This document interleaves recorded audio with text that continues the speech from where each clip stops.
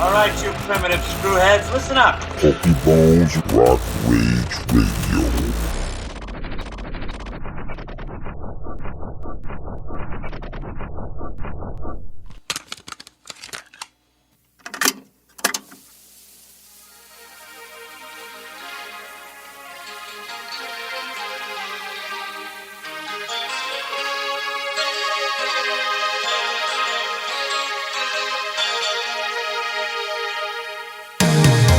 Hey guys, it's Pokey Bones from the Pokey Bones Radio Show on Rock Rage Radio. And this is a little bit of my discussion, my chat, my talk with Joey Arena from Ovtlier. And he also has a new project that he started called Arena. And that's kind of what we're focusing the most on here. How the hell are you doing, man? I'm well, man. I just don't stop working. That's what I do. Keeps you young, dude. Every day. It does, man. It keeps you sharp, you know. You gotta stay in tune and keep the mind busy and the body active, you know. The body not in motion tends to stay not in motion. I bet you have been busy. I mean, like, you not only have Ovtlier, but you have finally gotten your other project started. Ovtlier brought me full circle in my life, in my musical career. It kind of made me kind of go, all right, you've explored a lot, you've played a lot, now you're back, and this is your roots, and this is what kind of got you started in the first place. So, I enjoy all of that. Arena was definitely something. I love the 80s so much. I've always loved the 80s. Everything, dude. Even from like my fashion, you know what I'm saying? Like, I guess how I like to dress. And it kind of, again, it takes you back to some times. And I love 80s movies. Give me every 80s movie, man. I love 80s cheesy fucking pop movies, you know, like 16 Candles and Say Anything and all that stuff. Summer School. And I love like even 80s bad horror movies, man. Like good horror, bad horror. I just love that. It was just a matter of time that I've been wanting to do this for like 3 years. I mean, shit, man. I was wearing mullets back in the early 2000s. You know, I was wearing like, I call them like soccer mullets, European mullets, because I had like a faux hawk and everything with it and shit. And I used to color it, all this fun shit. I mean, dude, 80s and 90s runs through my veins. It's what it is. This new Van Halen tribute that you guys did. Yeah. Tell me about it. What caused you guys to pick Dreams? So the music to me, the style of synthwave, alt pop, whatever this is that I'm doing, is very 80s based for me. It's 80s focused, but kind of making it a little bit more, you know, obviously sounds and technology has come such a long way with just bettering the overall instrumentation and stuff. I wanted to, every time I start a project, I like doing a cover. I don't know why I do that. I think it's because I'm kind of like, it helps me dial in with creating a sound already around a well-written song.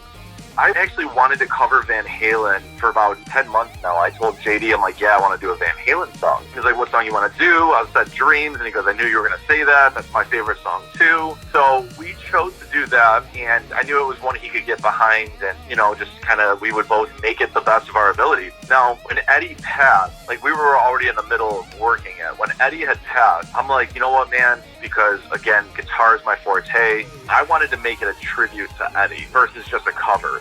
I searched high and low, just going through a bunch of different interviews with Sammy, trying to find the perfect interview of Sammy talking about Eddie and how much Eddie had inspired him. And when I found that quote, I was like, that's it, man. This is exactly what it needs to be.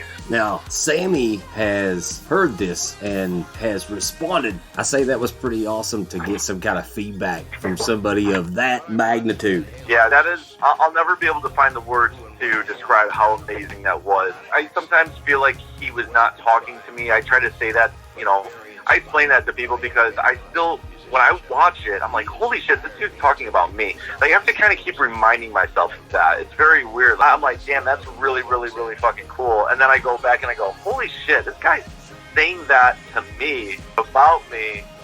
Damn, dude, that's fucking amazing. So it's like, I have these moments where it's just so surreal, and it's something I have to, like, continue to digest because it's truly unbelievable to have the iconic and legendary Sammy Hagar say that. And I'm a huge Hagar fan, so. If that was the first step for Arena, what's next?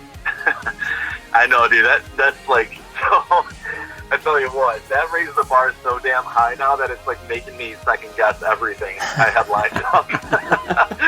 And I'm like, shit, man, this has got to be good now, coming out. I have, it's funny because I have a music video.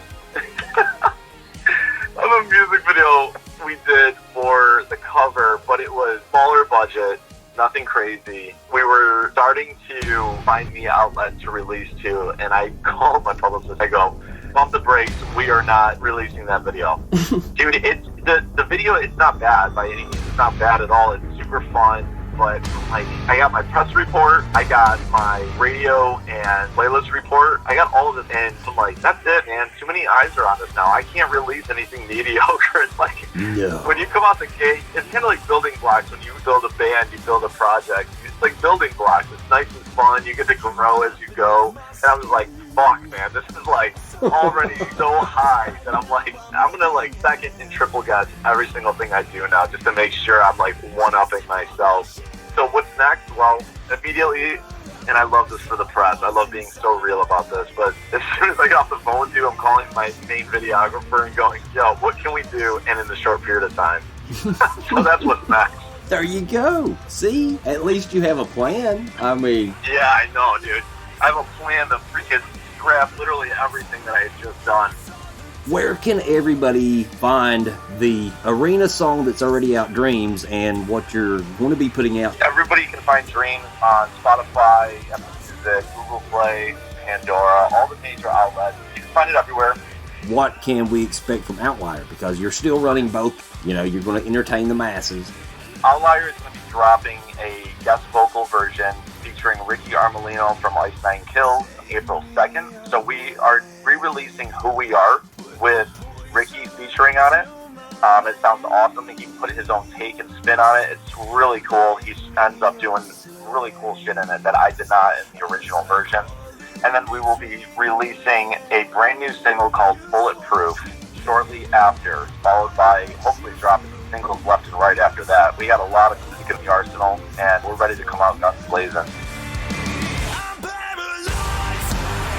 You can always hear more of interviews just like this one on my show, Saturdays, 2 to 4 p.m. Eastern Standard Time. The Pokey Radio Show on Rock Rage Radio.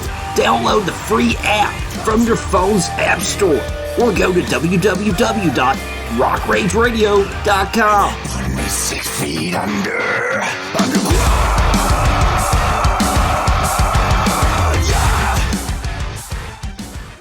Peace out, bitches. All right, you primitive screwheads, listen up. Pokey Rock Rage Radio.